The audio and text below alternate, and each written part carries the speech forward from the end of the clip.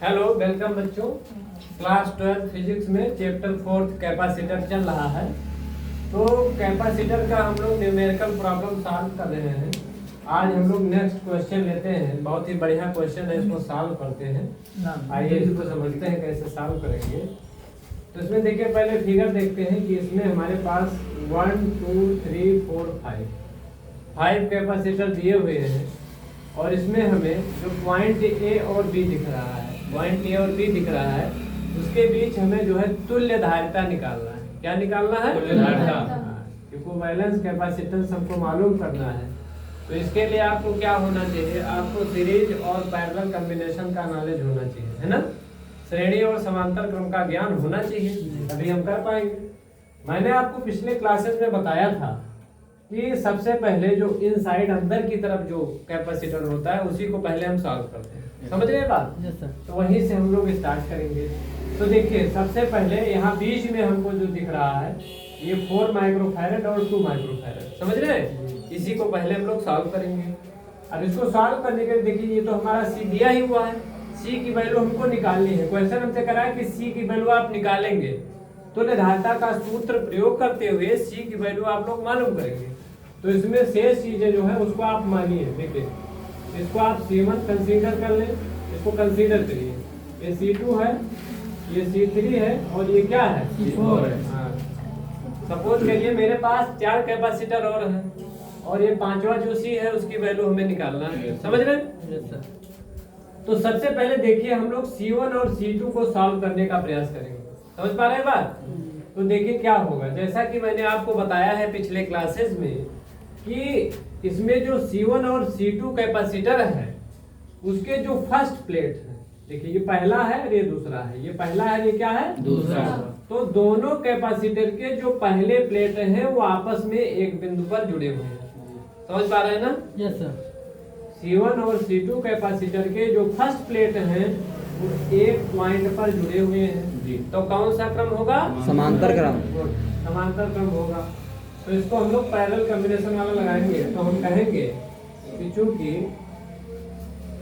Since C1 व C2 किस क्रम में है? समांतर क्रम में। समांतर, इनका समांतर क्रम बना। तो समांतर क्रम का फार्मूला क्या होता है? C बराबर C1 plus C2 plus C3। C बराबर C1 प्लस C2। फार्मूला होता है, मान लिख देता हूँ, C is equal to C1 plus कितने के? C2 के। तो यहाँ देख पा रहे हैं। तो अभी हम यहाँ C1 और C2 के लिए C डैश मान लेते हैं। क्या मान लेते हैं? C डैश मान लेते हैं। तो C डैश मैंने कंसीडर किया और C1 की वैल्यू मेरे पास कितनी है? 2 माइक्रोफैरड। 2 माइक्रोफैरड प्लस C2 की वैल्यू कितनी है मेरे पास? 4 माइक्रोफैरड। 4 माइक्रोफैरड। आप लोग भी बोला के लिए ठीक है, प्रतिबंधता नहीं है, बोलते हैं। तो C dash is equal to 4 और 2 माइक्रोफैरड। 6 माइक्रोफैरड। कितना आएगा? 6 माइक्रोफैरड आएगा। कितना आएगा? 6 माइक्रोफैरड। ठीक है। फिर आगे देखिए, अगेन आगे क्या करेंगे?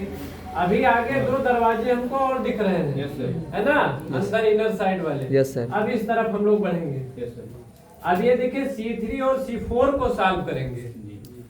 तो आप लोग बताइए मुझे, अब जैसा कि मैंने आपको बताया है, समझाया है, सर। अब आप लोग बताएंगे, थोड़ा सा दिमाग लगाइए कि जो C3 और C4 है ये किस कॉम्बिनेशन में है? पैरेलल कॉम्बिनेशन में। क्यों?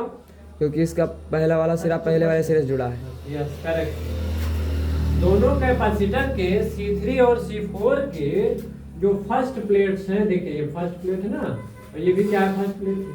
तो दोनों के फर्स्ट प्लेट आपस में जुड़े हुए हैं।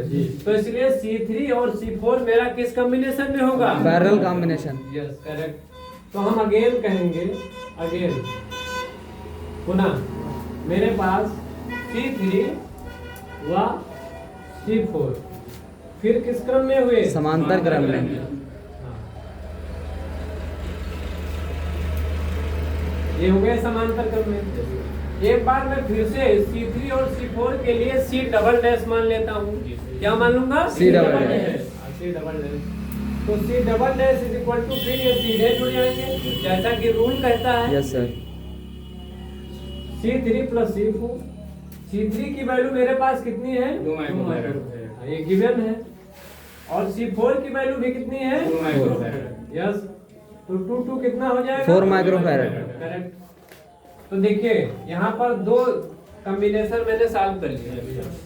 देखिए डॉटेड कर देता हूँ ताकि आपको पता चले। ये मेरा सॉल्व हो गया और ये वाला सॉल्व हो गया, समझ गए? Yes sir. दो चीजें हमारी सॉल्व हो गई। अब बच रहा है यहाँ ये लास्ट कैपेसिटर जो कि C है, जो फिगर में दिया हुआ है वही तो बच रहा है। Yes sir. अब C की वैल्यू हमको फाइंड आउट करनी है, C की वैल्यू हमको निकालनी है। तो C की वैल्यू जब निकालनी है तो देखिए ये है मेरे पास और ये है। तो अब इन दोनों के साथ में जरा गौर से देखिएगा, आप लोग इसको समझिएगा। आप लोग जानते हैं, देखिए ये और ये। अब आप बताइए दोनों जो बॉक्स आपको दिख रहा है पूरा, वो इस C के साथ किस कॉम्बिनेशन में जाएगा? मैंने आपको समझा रखा है, बता रखा है कि कोई बॉक्स होता है और जब अकेला कोई कैपेसिटर बनता है तो वो सीरीज में जाता है। किस में जाता है? सीरीज में जाता है। यस, श्रेणी क्रम में जाएगा। तो इसका मतलब देखिए एक चीज और है, और ये जो C डैश है और C डबल डैश है, C डैश और C डबल डैश, ये किस क्रम में जाएगा? ये भी सीरीज में जाएगा क्योंकि दो बॉक्स साथ में जुड़े हुए हैं। तो हम फिर से देखेंगे पुनः C डैश व C डबल डैश किस क्रम में है? श्रेणी क्रम में।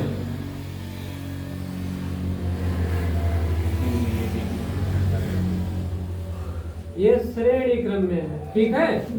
तो देखिए C डैश और C डबल डैश, इसका कॉम्बिनेशन मैं लिख देता हूँ, आपको क्लियर है। इसका कॉम्बिनेशन C डैश, इसका कॉम्बिनेशन क्या है? C double dash.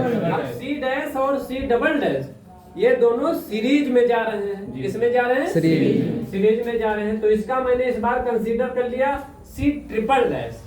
क्या कंसीडर कर लिया? क्योंकि C तो यहाँ मेरे पास है ही है, C हमको निकालना है, तो C तो हम कंसीडर नहीं कर सकते। अब सीरीज में जाने के लिए मेरे पास फार्मूला क्या होता है? अपान में चला जाता है। Yes sir. तो 1/C triple dash is equal to 1/C1 की वैल्यू समझ लीजिए C डैश है और C2 की वैल्यू क्या है? C double dash. ठीक है। तो अब देखिए इसकी वैल्यू थी मेरे पास कितनी? 6 माइक्रोफैराड। देखिए C डैश मेरे पास कितना आया था? 6 माइक्रोफैराड। यस। और C डबल डैश मेरे पास कितना आया है? 4 माइक्रोफैराड। समझ गए? Yes sir. करेक्ट। अब 6 और 4 का जो एलसीएम होगा वो कितना होगा? 6 और 4 का एलसीएम कितना होगा? 10। 10 कैसे होगा? 6 and 4 देखिए जरा,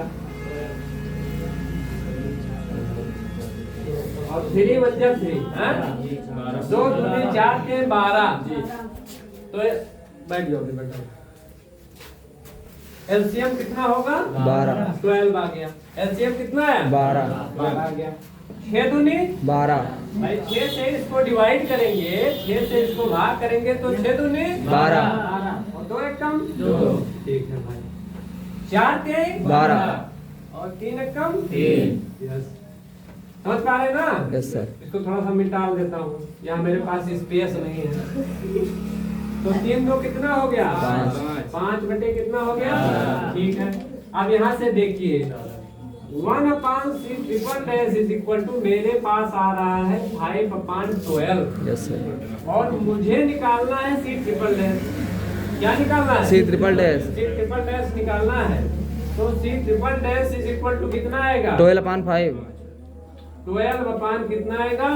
5 आएगा। समझ रहे हैं? अब ये तो निकल आया, यानी इसका कॉम्बिनेशन हमें निकल आया। फाइनली मेरे पास क्या बचता है? C बचता है। अब क्वेश्चन में हमसे क्या कह रहा है जरा देखेंगे। क्वेश्चन देखिए कह रहा है, बुक मेरे हाथ में है, कह रहा है बिंदुओं A व B के बीच जो तुल्य धारिता है। क्वेश्चन को आप समझिए, ये क्वेश्चन में कह दिया है, इट इज गिवन दैट, ये गिवन है कि बिंदुओं A और B के बीच जो तुल्य धारिता है वो 2 माइक्रोफैरड है ऑलरेडी, वो 2 माइक्रोफैरड दे रखा है। तो हम लोग जब बिंदुओं A और B के बीच में जब तुल्य धारिता निकालेंगे तो 2 माइक्रोफैरड रख लेंगे, ये हमको दिया हुआ है ना। तो देखिए अब मैंने कहा कि ये पूरा जो बॉक्स है दोनों मिला करके ये किस कॉम्बिनेशन में जाएंगे? Series combination. सीरीज में जाएंगे।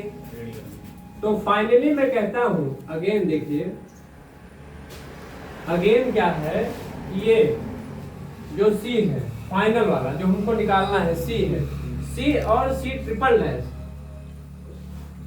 वह सी ट्रिपल डैश किस कॉम्बिनेशन में जाएंगे? श्रेणी क्रम में। श्रेणी क्रम में जाएंगे, ये जाएंगे श्रेणी क्रम में।